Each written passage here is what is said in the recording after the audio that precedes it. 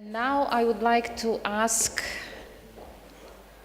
for the final panel discussion, final this day, discussion that will be moderated by Professor Purchla, and I would like to ask Ms. Beatrice Kelly to take the seat behind the desk. Ms. Csilla Hegedüs, whom I could not greet at the opening, but who is with us, of course, and Sneška Quaedvlieg-Mihailović.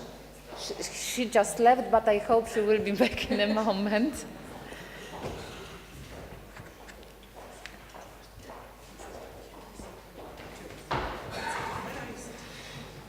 In the middle? Okay. Madam Prime Minister, don't hesitate.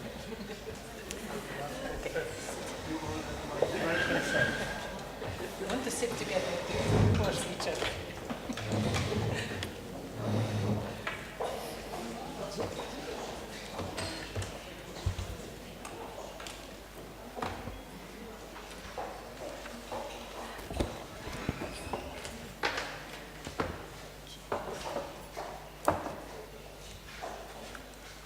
Professor Purchla, the floor is yours. Thank you. Ladies and gentlemen, I'm really privileged of being able to chair this very part of our important meeting, important conference, and I'm happy to be surrounded by the friends dedicated so deeply to the issues of European heritage. The missing friend is approaching us. So let me please just introduce once again the panelists. The missing part of the panel is present. Sneška Quaedvlieg-Mihailović, Secretary General of my organization, of Europa, Nostra, and the face of, I'm looking for the appropriate sentence, just one, the face of our common efforts concerning European heritage at front of European Commission and the leader of NGOs, let's say, societies dedicated to culture and heritage. I'm happy that Csilla Hegedüs is finally with us, a very brave driver, connecting Transylvania with Krakow, the former Vice Prime Minister of Romania, Minister of Culture, the President of Transylvania Trust Foundation, and one of the experts of the European Heritage Label panel since the beginning of its existence. It is why I just mentioned that I'm happy to be surrounded by the friends, because we started together, Csilla and Beatrice. Beatrice Kelly, she was not only active or even overactive member of the first group of the experts of the European Heritage Label panel, but she's now a proud national coordinator of European Year for Cultural Heritage in Ireland, the Republic of Ireland to be precise. I understand that we have 1 hour to go. We are fully aware that the perception of the respected audience is slowly going down. But anyway, this very panel will be also the first chance to open the floor. Before that, let me please start and ask the panelists, the ladies, with this very banal but provocative question. to what extent a common European narration or narrative is possible, to what extent it is a utopia. And if there is a chance to overcome the ballast of the heritage of historiography, since Leopold Ranke, since the beginning of the 19th century, the pan-European history is simply focused just on the core of European civilization. So being at the outskirts at the moment, I would love also to ask you to what extent trying to build a common narration for Europe, we can really take into account the experience of so-called new countries, so-called younger nations, not mentioning those who are excluded. We just discussed with Sneška that European heritage label, European, touches just 28 members, very soon presumably 27. How about Scotland? How about Kosovo, Polier, and Sarajevo? How about Wilhelm Tell? And so on, and so on, and so on.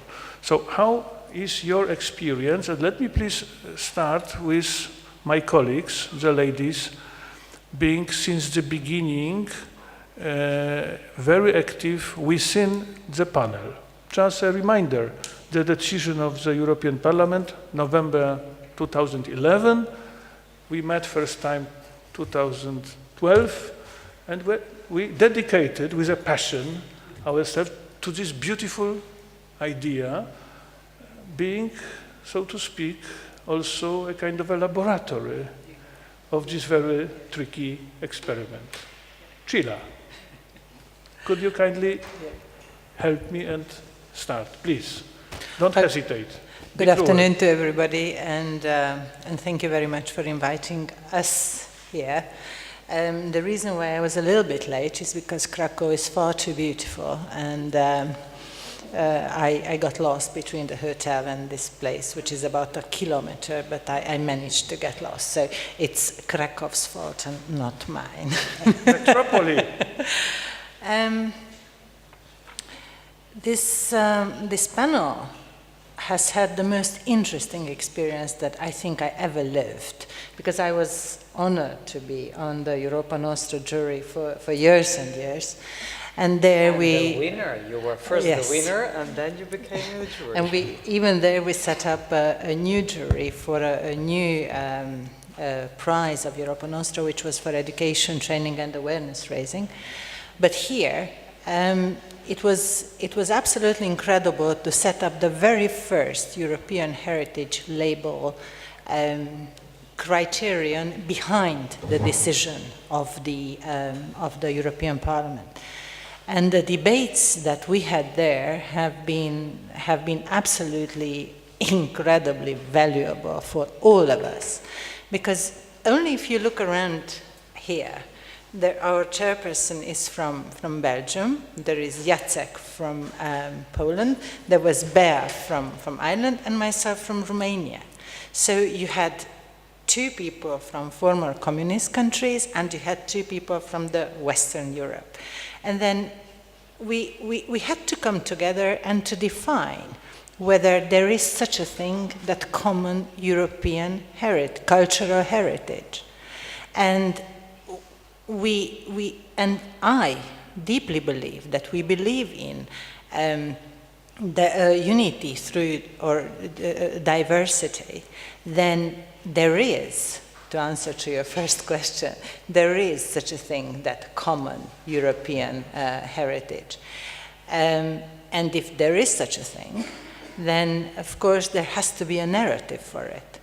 And I think, judging by what happened last week, what happened a year ago, and what's happening these days in Europe, I think that we need more than ever that common European narrative.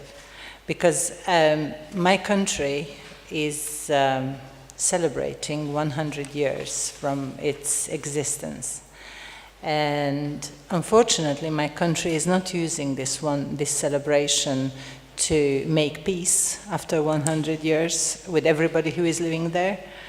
And I hope that Europe will use European Heritage Label to make peace with all sides, with all the directions that are happening, and will use culture as it has always been used to create that intercultural, interethnic dialogue that is so needed in the essence of Europe. So I think that we, the jury, have been extremely open, and when we prepared, because we have a very strict chairperson, you don't know that, because she looks very lovely when she's talking here, but she's very strict, and she's telling us that before the first meeting you have to have a list of, judging by the 3 criteria, who you think that is worthy of the label and who doesn't. And the role of the jury and the very good job of the jury I see every single time when we go to our meetings, because I go from home to the meeting with my opinion and I come back with a European opinion, which means that all our differences are bringing us to a much better result. So this is why I think that yes, there is European cultural heritage, and we are able, those totally different people, to find those European elements of our cultural heritage that make us Europeans. Thank you. Thank you. And now I'm hesitant. Shall I say mulțumesc or köszönöm szépen? Cu plăcere, szívesen. It is much more complicated because we are in Central Europe, where political borders used to be changed much faster than culture one. But anyway, sorry for this political provocation. What is clear after Czilla's intervention that the panel itself was for us a real adventure and the challenge for life, and the first added value of the idea of the European Heritage Label. Thank you for that. And the second, I understand that there is no doubt that used to be European values.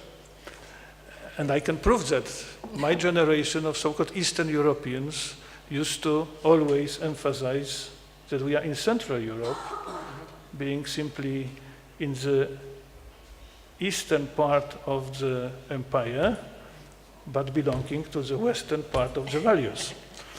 And it is the best proof that we can meet here at this square, which symbolizes the medieval Europe and its creativeness.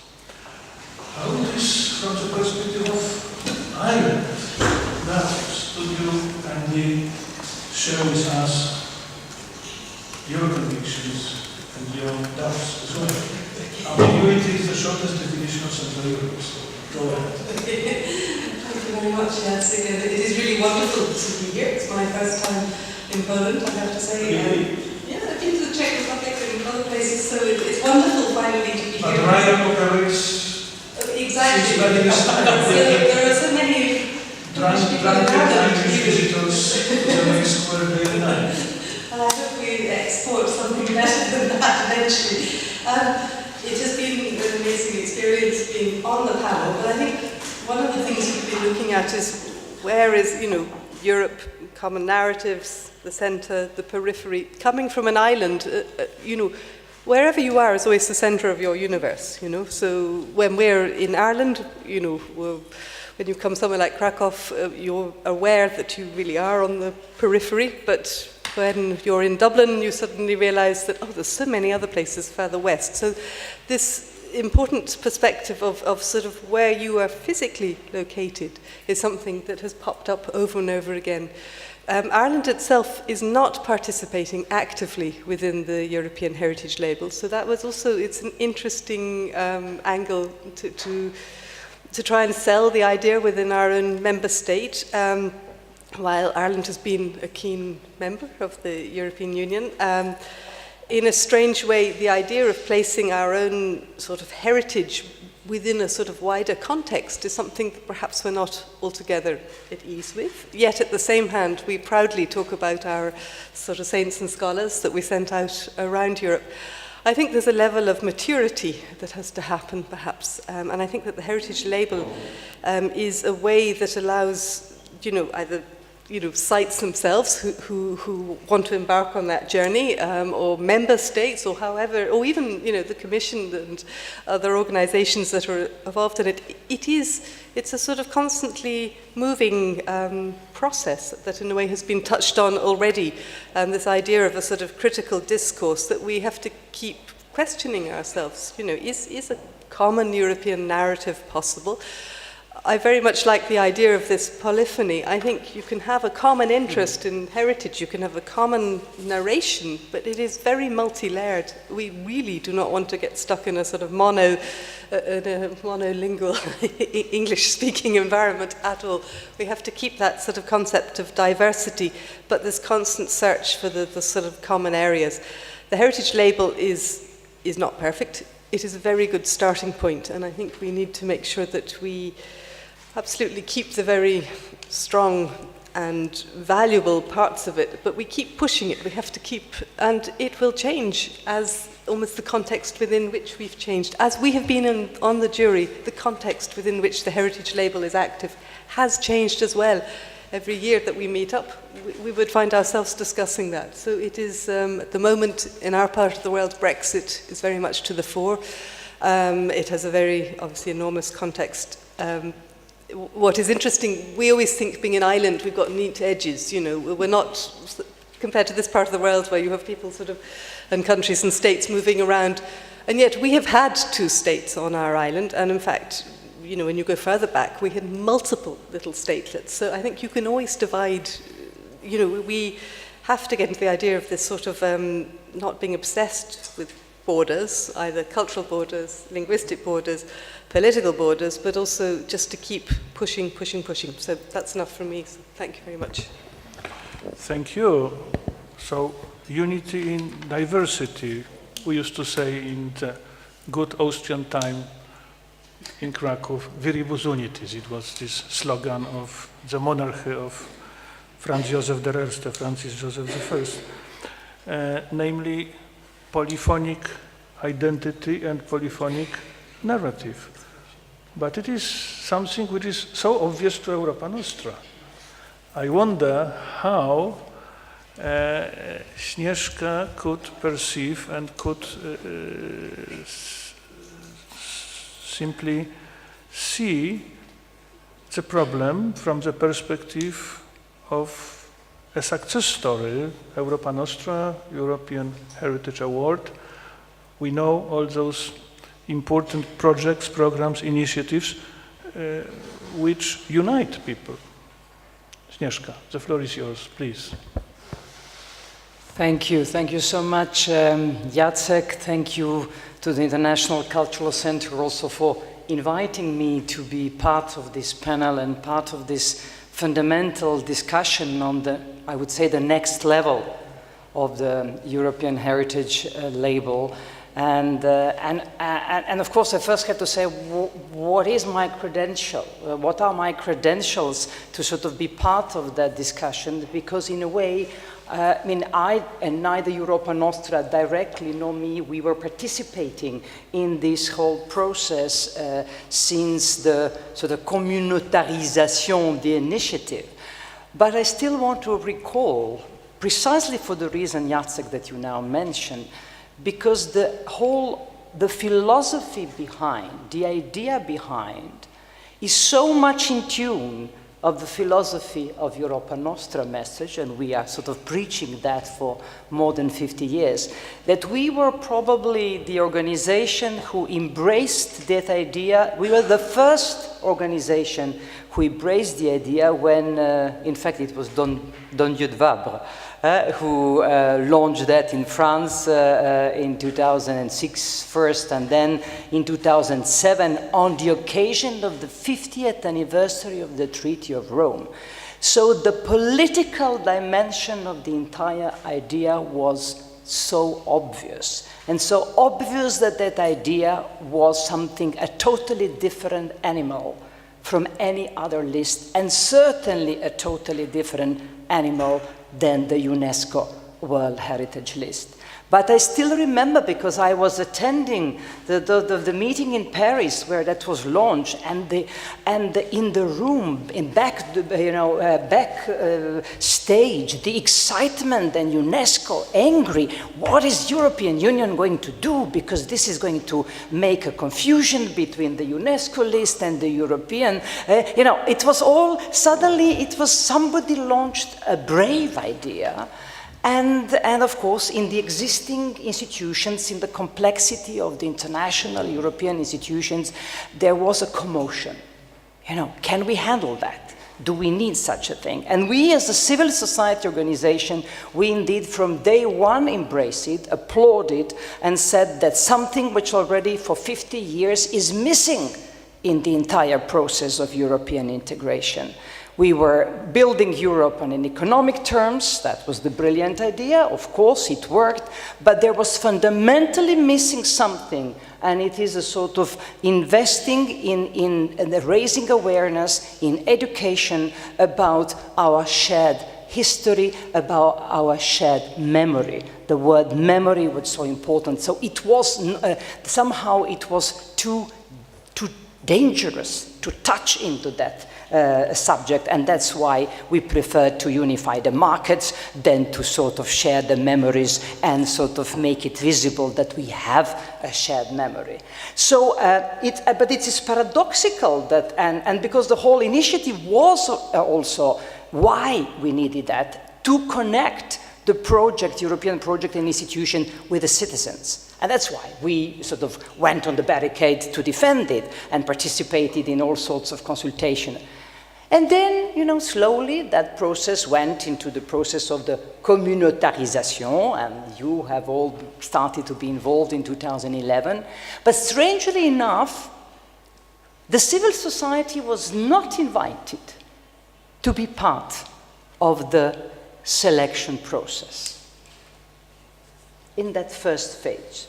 So, we were observing it sort of from the outskirts, but we were not a sort of part of this entire process. And I want to praise the development that in these years, however difficult it is, it has been developed. But there is a sort of we are at a crossroads, I would say, and I suppose that's why you're organizing this conference in this European Year of Cultural Heritage, to say when we are discussing that European space of cultural heritage that Benedict referred to, which of course exists, but it's still not enough visible, and we have this European year. So if we have a European space, if we have a European year also, we also have to do more on that promotion of the shared narrative. And then your question, is it a utopia or is it something that can be realized?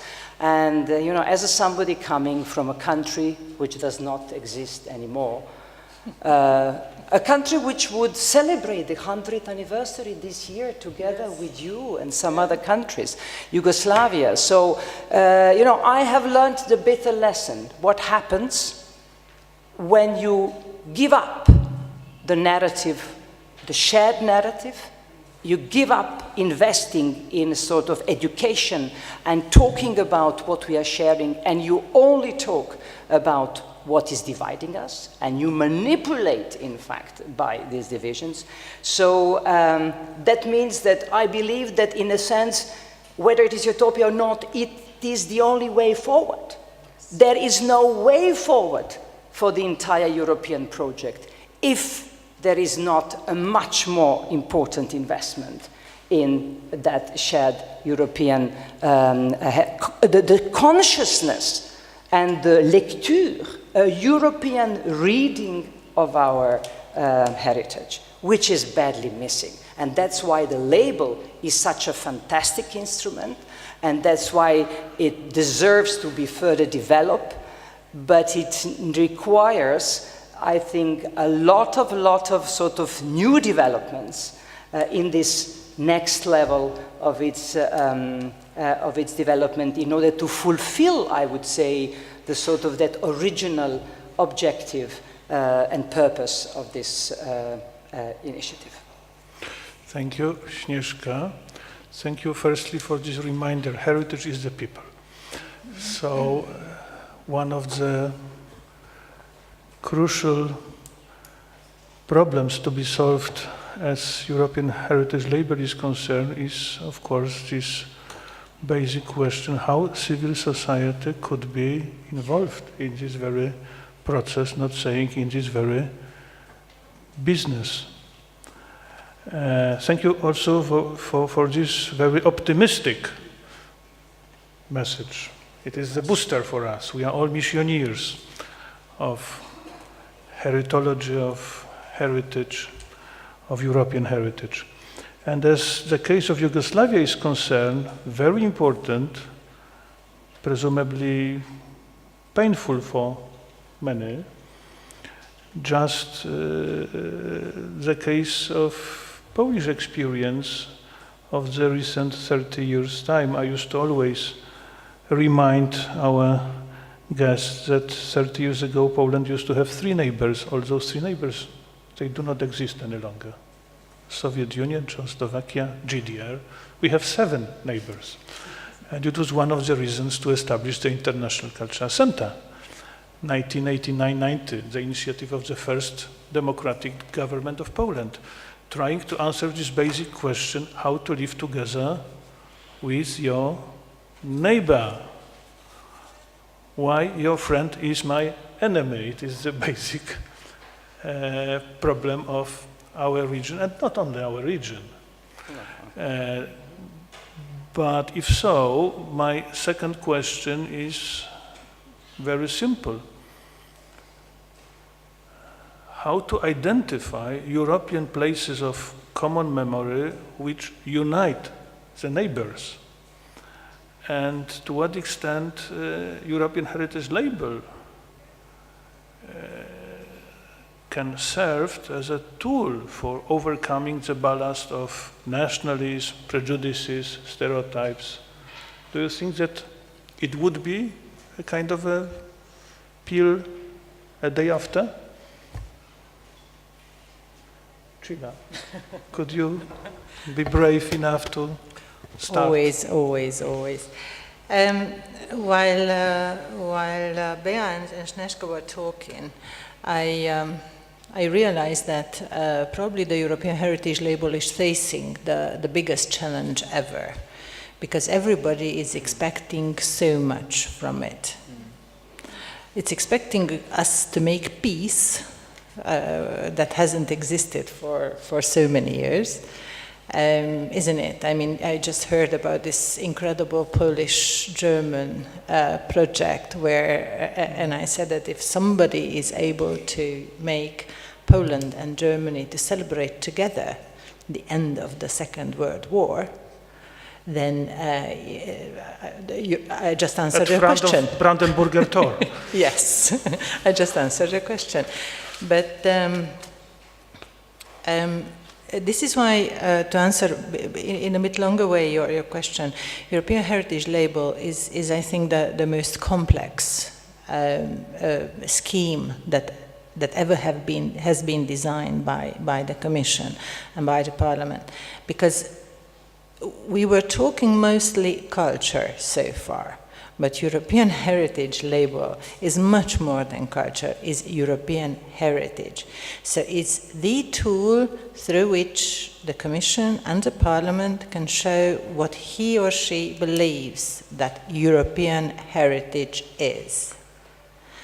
And European heritage can be debate, European heritage can be openness, can be war-filled, can be all sorts of all parts of our history, and it is also the Maastricht Treaty, is also Schengen and everything else. So all this is European heritage, and if we are able to recognize that bad things are in our past, that that yes, Yugoslavia is a big pain for Romania. Was also a wonderful neighbor, which we always consider that they are the best, and we wanted to be Yugoslavians rather than Romanians.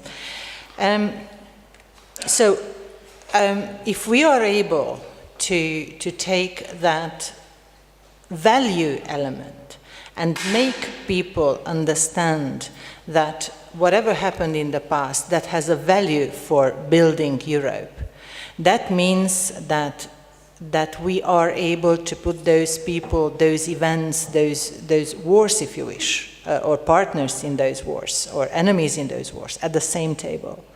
And if we are able to give or to award the European Heritage Label to a former Nazi concentration camp, and in the same time to give it to people who were on the other side, that means that when I mean is the Commission, because we are just the jury, is making sure that is valuing, if you wish, all sorts of smaller or bigger elements of our past.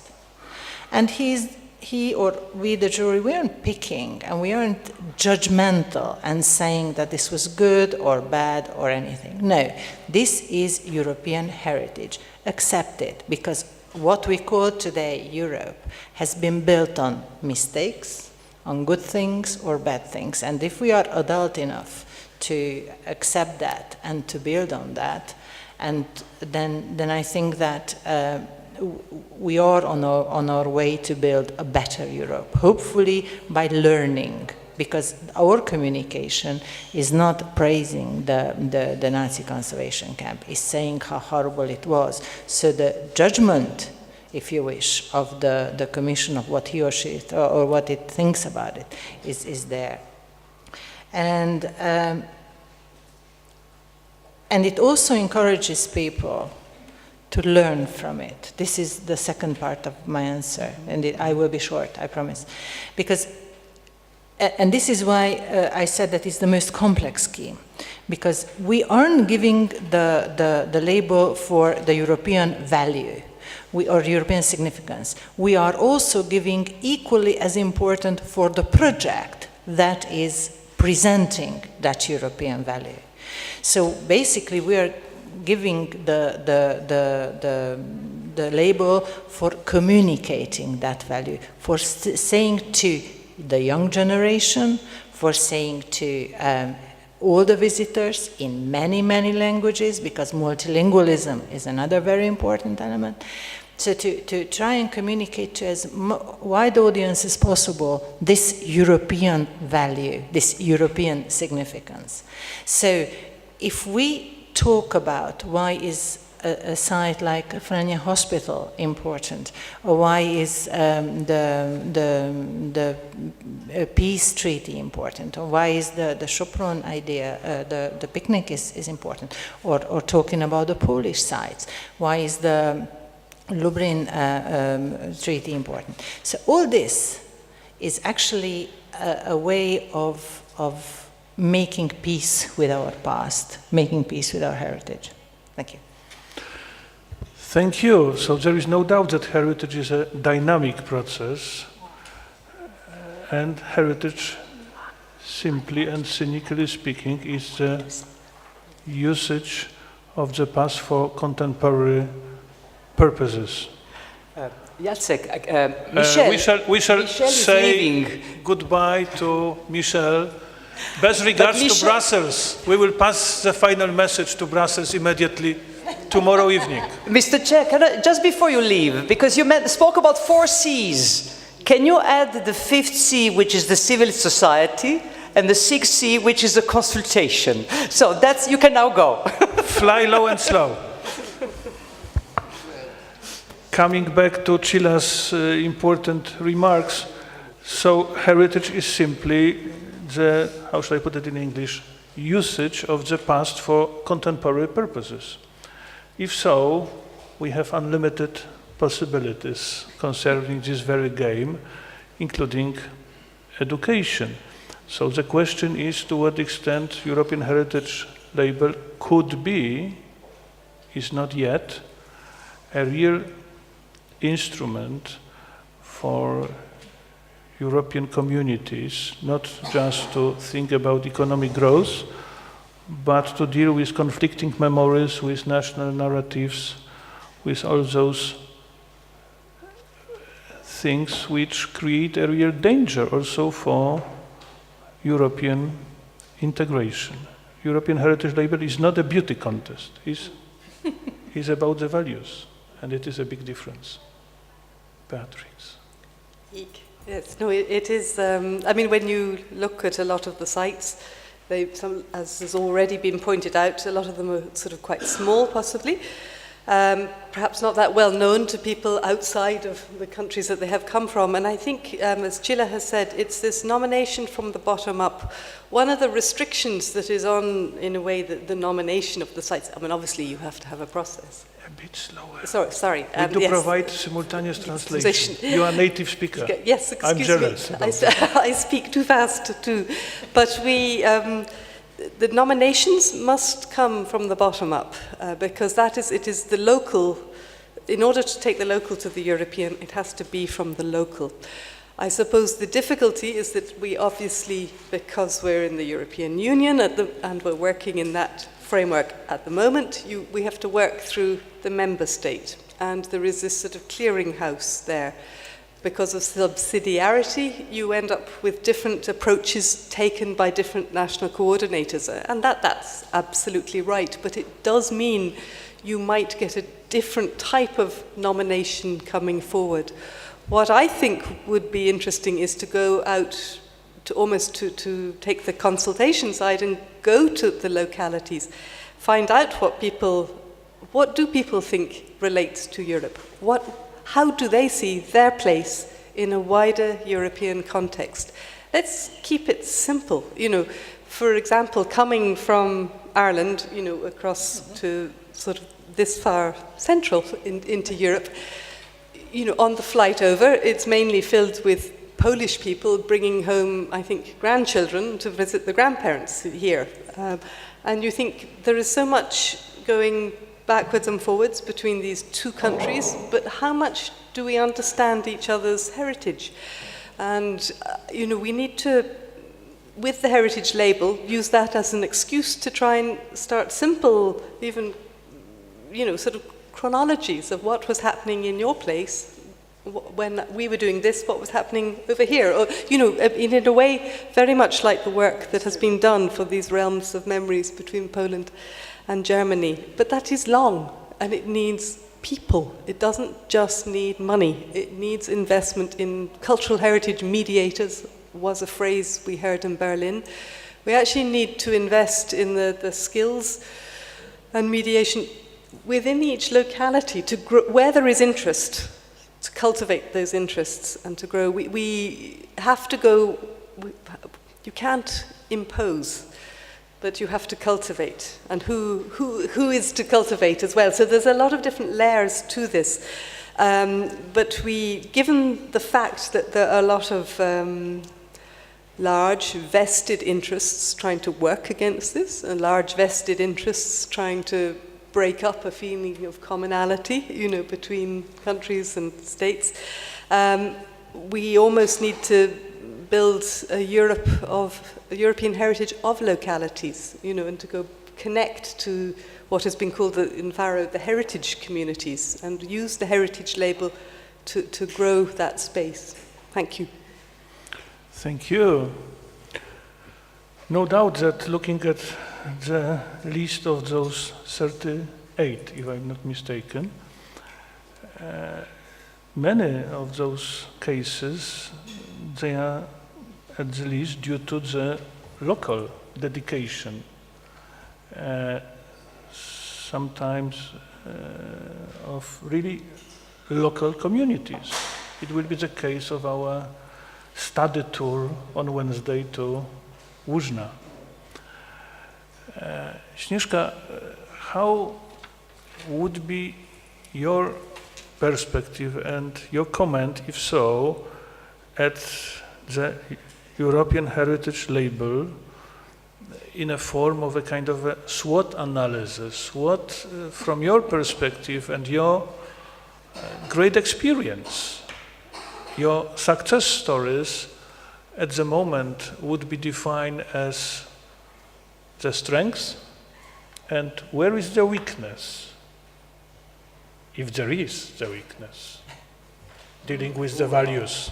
This is an extremely difficult question, but Only definitely you can.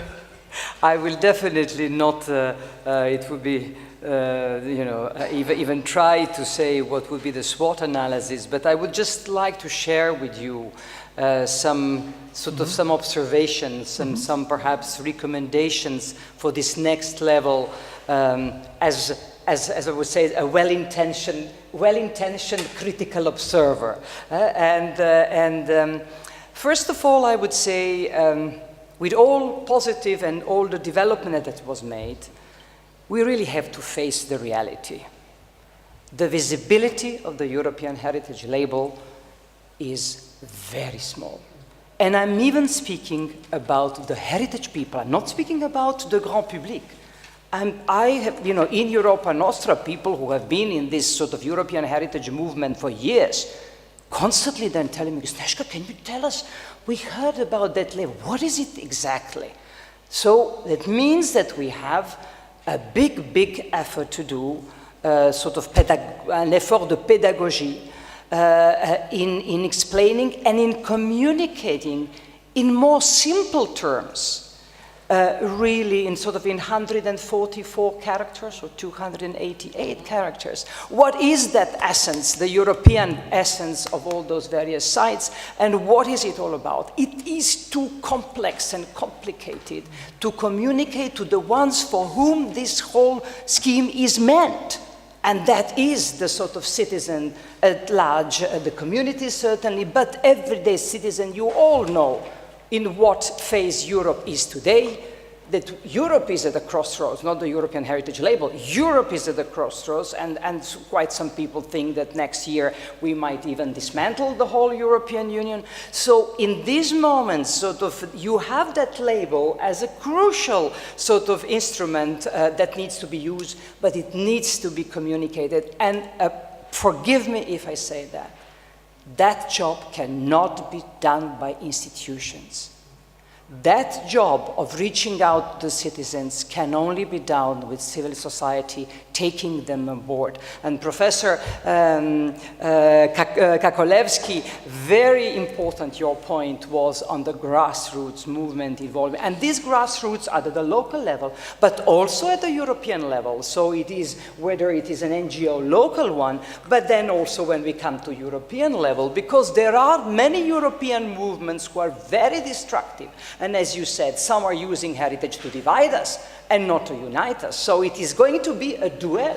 A veritable duel is in front of us, and we have the label, and we have those sites who can be the ambassadors of that sort of European values and European heart and what is sort of bringing us together. So that's the sort of constatation and recommendation number one. Number two, a better balance, I would say. A better balance between the sites who are reminding us about the demons of our past, and the sites who tell us the story about the angels of our past.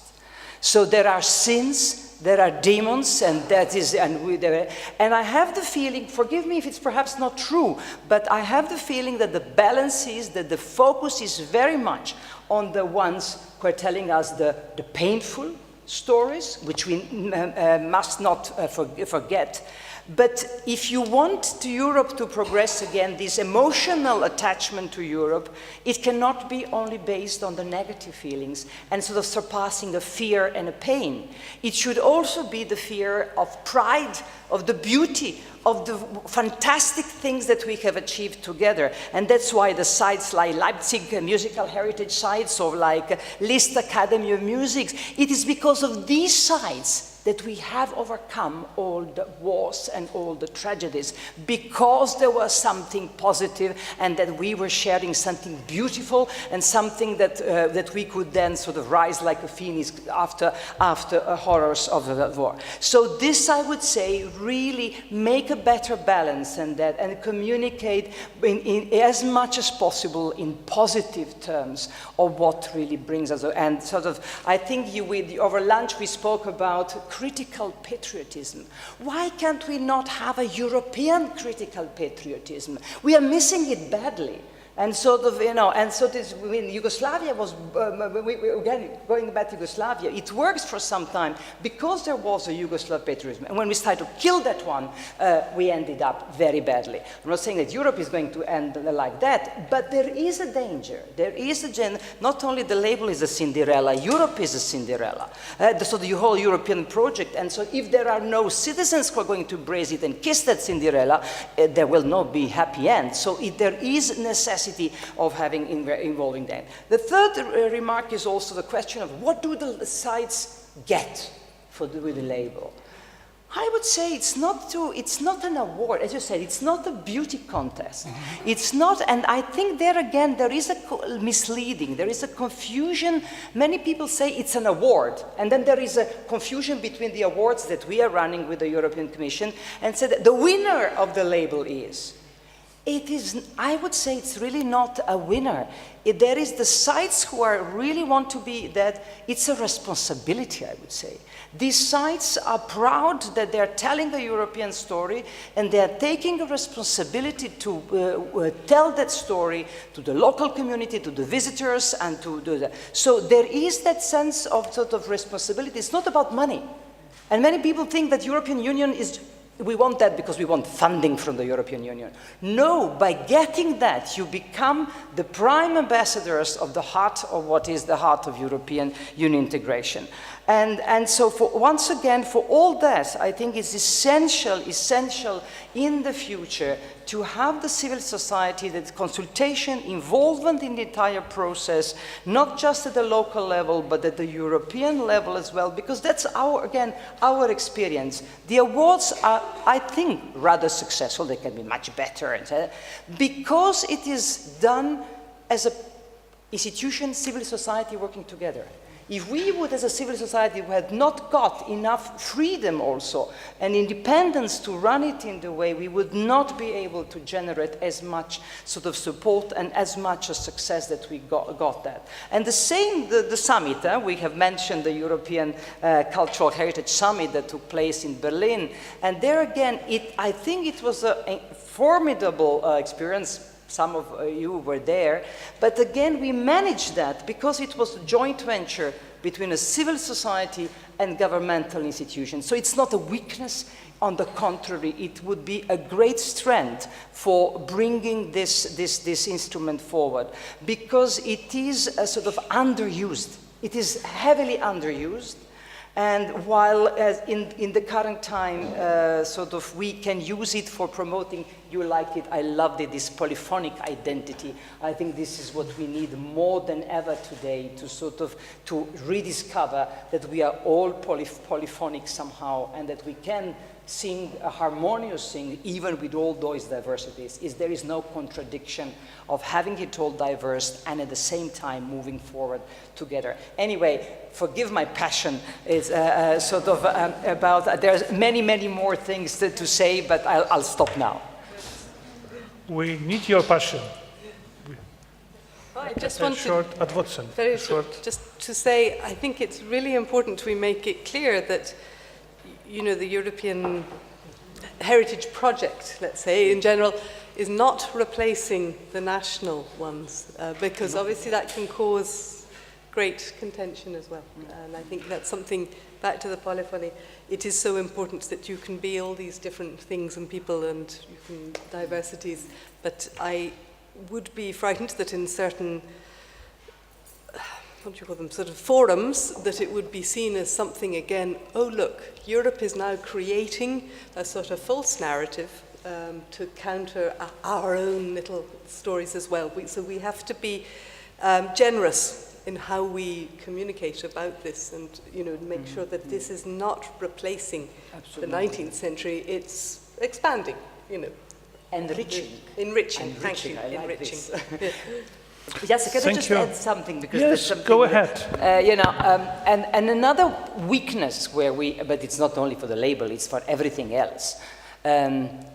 We have not managed, we have moved mountains altogether in various fronts. We got that year, and that's why also we are here now to discuss the future label. You've got this year, and we... No, altogether. But 5 days ago, some of you might have heard that President Juncker has made a State of the European Union speech in Strasbourg. At this moment, he's talking about the vision for the future of Europe. The word culture is not figuring in a 1-hour speech to the European Parliament during the European Year of Cultural Heritage. So we really have a problem.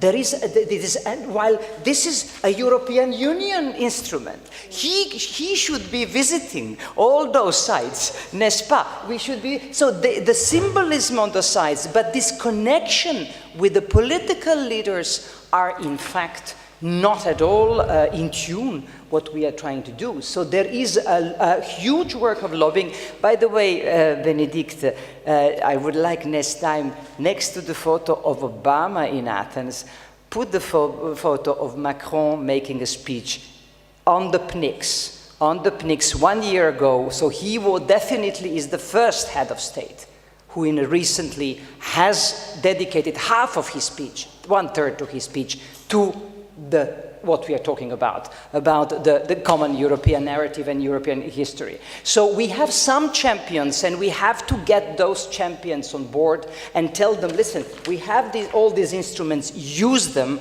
but it is difficult, and that's why, once again, you need to embrace not just to go out of, it's still very much intergovernmental or governmental. Of course you have to respect the national level, but you have to go a little bit up, and in order to embrace and to sort of somehow to get the leadership of Europe to think along these lines as well. I wonder if Csilla allows me just to have To answer this. as you like. Yeah. Good. To maybe add more to the criticisms of Sneška, the jury has been explaining to the Commission from the very beginning that this scheme is not going to go anywhere unless a proper network of the sites is going to happen. And the role of the network of these sites is exactly answering to the criticism, fair criticism, what Sneška was saying. Because I think that a network of the sites will bring together the local, the national, and the European dimension, or the narrative together. And first of all, will ensure that training is happening in that network. So better sites, better communicating, better educating, better whatever doing sites are going to share their knowledge with the less good sites, but also money is going to come in to do that work.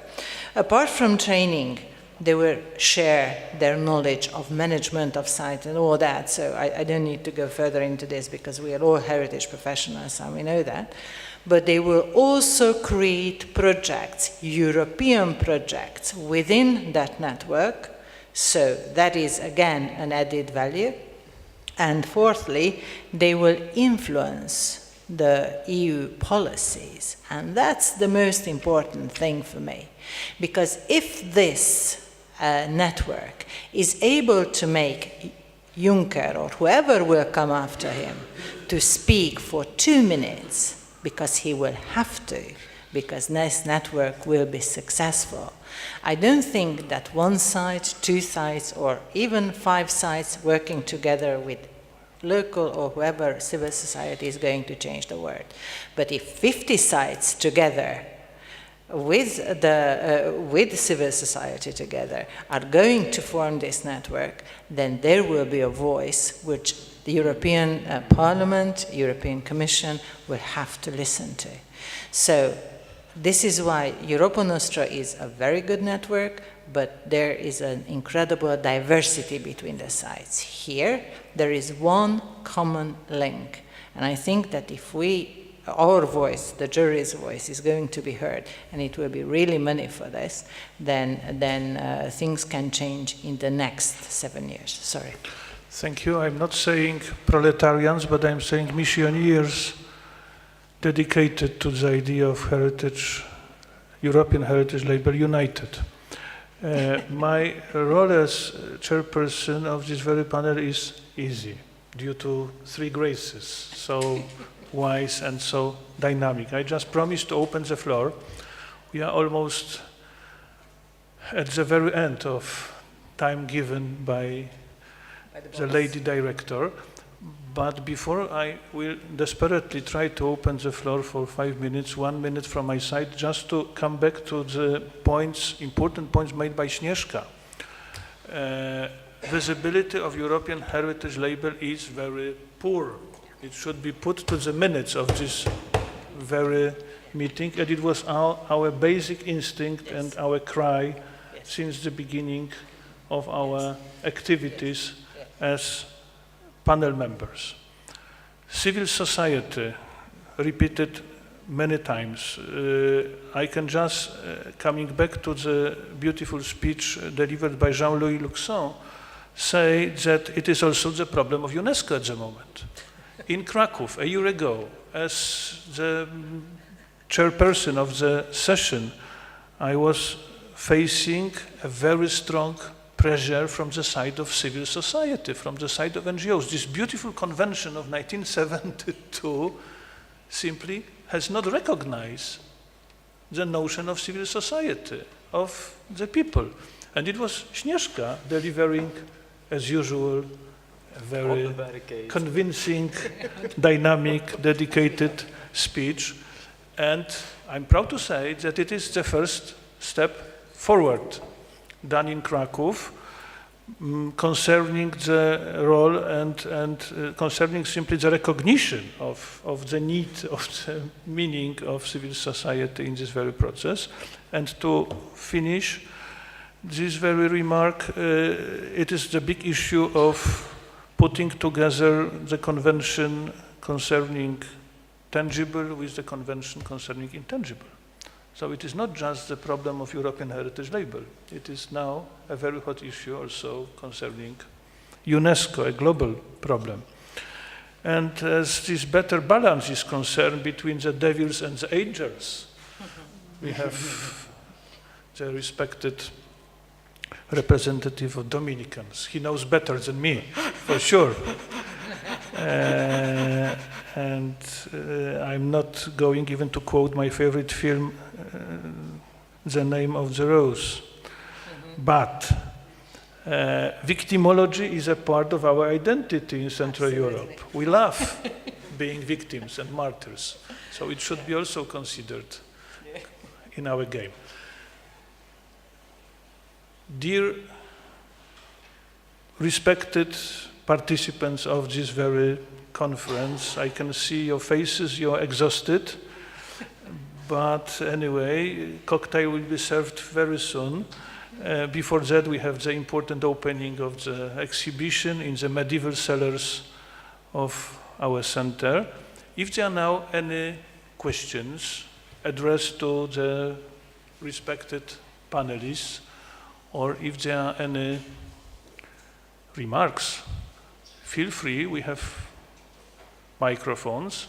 And if not, if you are really exhausted and you are the victims of this very session, we can continue. I have the list of questions for another 1 hour at least or so.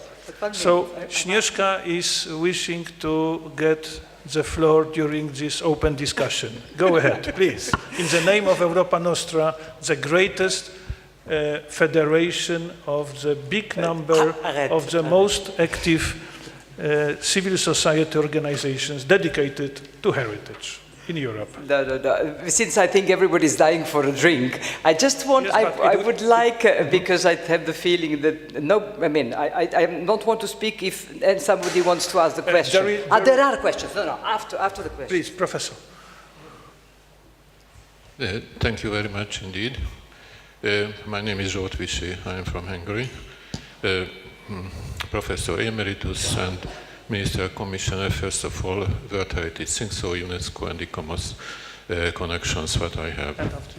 I have been working on these projects for some 20 years in different positions, but now I want to be very shortly to say something. First, I am very pleased to be able to participate at this very useful and very content conference here. I am sure that it is a very important thing, and if the civil society all over in Europe can be mobilized, soon it will be at least in some years together involving politicians and so on, very effective and peacemaking initiative and movement. I have only one remark regarding the lecture of Professor Lixan. The main question is, for me, what to do with the memorial places. As delegate of Hungary in the UNESCO World Heritage Committee at the moment, I could take part on different meetings, both in Paris in this year and also in Manama. This question raised and explained by Professor Lixan was discussed very detailed, of course. And the question couldn't be solved. As you see, and you could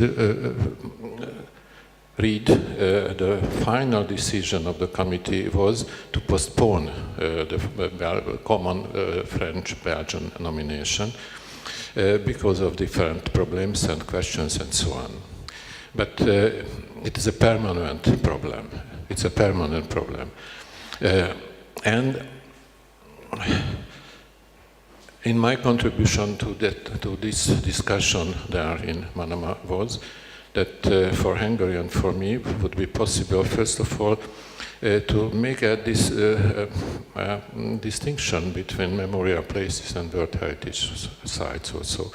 There are two possibilities: to create a different convention or something like this, but there is something we could see to gather them there, or to create within the World Heritage sites a different group for memorial place. What is the main purpose of this?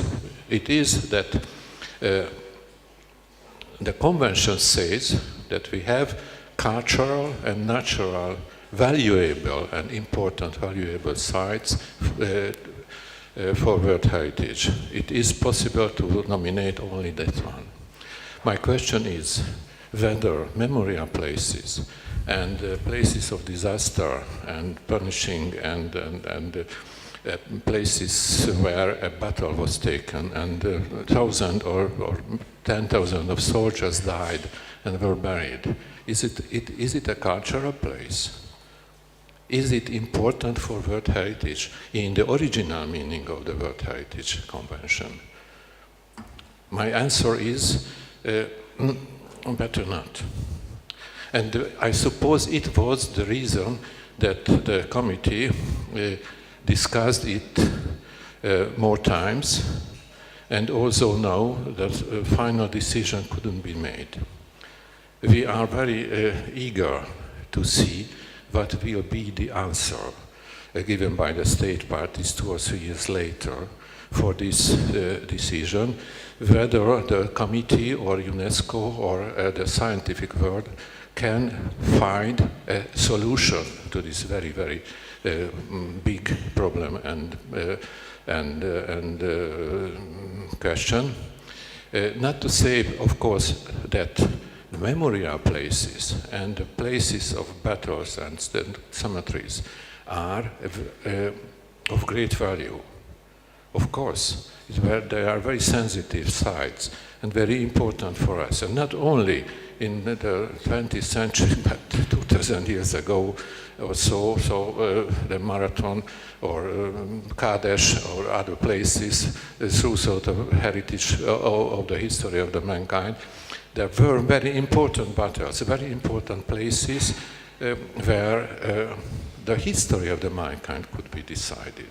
Of course, we should take a distance from the present-day sites to make a good decision how to solve this problem of the memorial places, which of course mean a lot of political issues, a lot of political problems for the moment and for the nations. So it's a very complicated issue. Excuse me that I was a bit longer than I wanted. Thank you very much. Thank you, Köszönöm szépen. Thank you very much for this important remark, and I understand that Jean-Louis Luxon is asking for the floor for a very short response. Before that, let me just emphasize that, of course, there is a distinction, and as UNESCO is concerned, there is this program Memory of the World, trying to recognize also fully intangible problem of the story. My experience of the previous session is that, of course, it would be quite difficult to reach the consensus because of politicization of the whole game named UNESCO World Heritage. The situation is serious, but not hopeless. No, I will be short. I just would like, at the end of this panel, to keep the idea of the positive sides. That should be the priority, which is the case for the European label, you said it, but also for the World Heritage. You did ask me to speak about the sites of memory. I did explain what are the difficulties at the present time, but at the same time, at the beginning of my presentation, I told you that the majority of sites, fortunately, are positive ones, like the Statue of Liberty. I could give a lot of them. So we should not leave this room with a negative feeling, but both in the World Heritage and I believe in the European Heritage label, there should be a possibility to forward the positive examples that are much more enthusiasming for the people, and not we leave it among experts and historians to deal with the negative sides. So let's keep the positive ideas as the conclusion. Thank you. There is a question. Benedict. I'm a little bit puzzled by this proposal, because as I tried to explain very clearly, the panel and even the member states are dependent on the applications that are forwarded by the civil society. There is no contradiction between the European Heritage Label and the civil society. All the sites are part of the civil society. I wanted to pay tribute to all the sites. But if the sites have decided to come forward with a concert hall or musical sites or other things, that needs also to be looked at. And I would like to know in the coming days, because we will not solve it today, what the answer would be if the panel received applications with indeed sites that are maybe a little bit difficult, but they meet all the criteria. Are you suggesting in the name of the civil society that the panel should say no? I'm not sure that the panel then does its job. We have clear criteria that were given, and if a site meets the criteria, especially since the sites come from the civil society, our duty is to recognize that effort. Thank you. It is now time to try desperately to close this never-ending story of European heritage. Sneška is nominated to be the last speaker of this very panel. The floor is yours. You have always been the champion of civil society. I mean, just to avoid, first of all, any misunderstanding, Benedict, of course there is an involvement of civil society in the pre-selection and nomination, but at the level of the panel, yes, okay. I am a president of a charity that is member of Europa Nostra, so we are all members of different civil society. Yeah, no, but okay, I think you got my point. There is a room for a lot more consultation, and I'm not talking about Europa Nostra. There are many other European networks, because this is also the European thinking is extremely important. So I don't think we need to enter further into that. In terms of positive, before going to the drinks, merci Jean-Louis. We always like to be positive in our communication. I just wanted to show you one little video, 1.5 minute video, and in fact it's not ours, it is from our colleagues from Kaunas, because they have responded to a simple initiative that we have launched during the European Year of Cultural Heritage. You might have heard Ode to Joy Challenge that we launched with our president Plácido Domingo.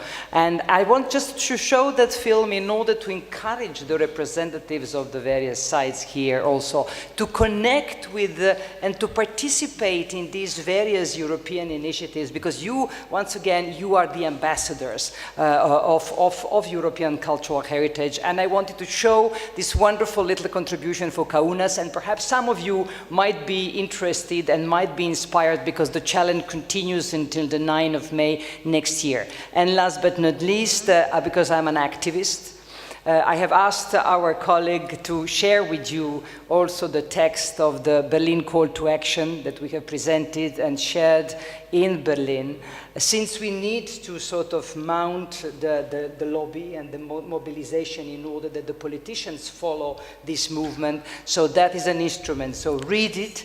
If you like it, if you think you also, it would be wonderful if some of the sites on the European Heritage Label would also sign it, and perhaps also further through your network disseminate it. We need to get many more people who would sort of sign it and show that it is a wide movement that we all represent. So now the music. Hvala lepa. Thank you, Sneška.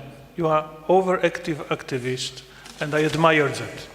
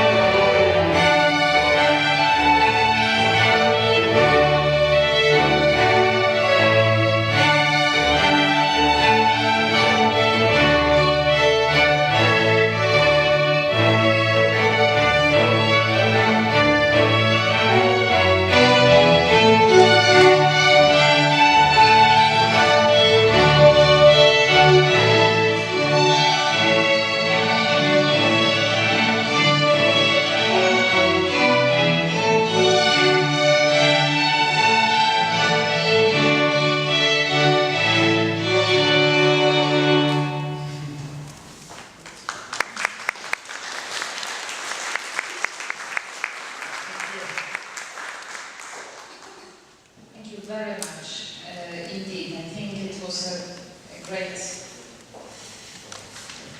well, epilogue for this day, this music of the joy.